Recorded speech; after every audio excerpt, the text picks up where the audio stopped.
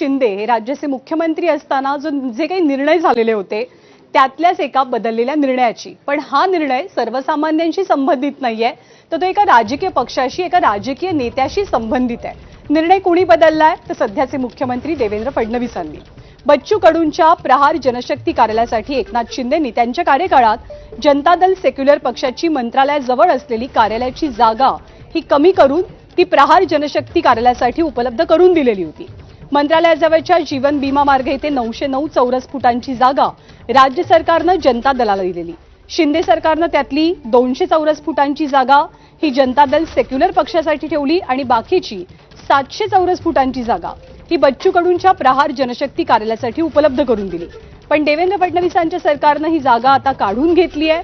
त्यामुळे बच्चू कडू हे कमालीचे नाराज झाल्याचं चित्र पुन्हा एकदा दिसतंय.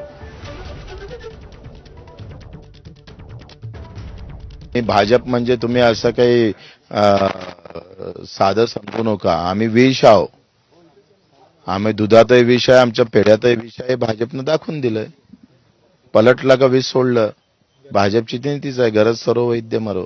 म्हणजे पॉयझनच आहे हो भाजपा. म्हणजे ते त्यांच्या कार्यकर्त्यासाठी पॉयझन बनत आहे. तो मार लढणारा कार्यकर्ता त्यालाच तर ते जवळ करत नाही.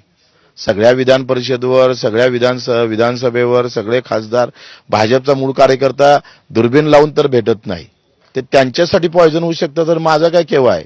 बच्चू कडूंनी स्वतः त्याचा राजीनामा दिला होता, म्हणून त्यांच्याकडे असलेलं ऑफिस वापस घेणं ही प्रक्रियेचा भाग आहे.